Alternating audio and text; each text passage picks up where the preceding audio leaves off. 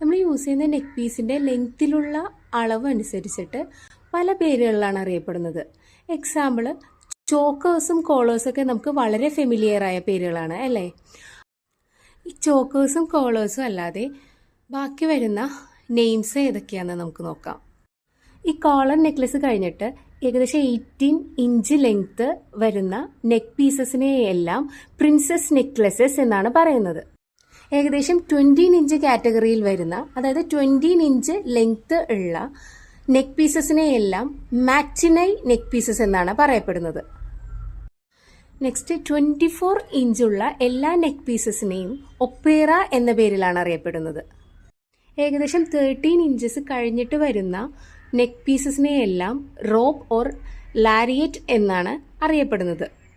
60s, 70s, 80s ഇതിലൊക്കെയുള്ള ബ്രൈഡ്സിനെ നോക്കിയാൽ അറിയാം, അവരുടെ കയ്യിലെല്ലാം ഈ ലാരിയറ്റ് ഓർ റോപ്പ് സെക്ഷനിലെ ഒരു ജ്വല്ലറി എങ്കിലും, ഒരു മാലയെങ്കിലും കാണാൻ നമുക്ക് പറ്റും.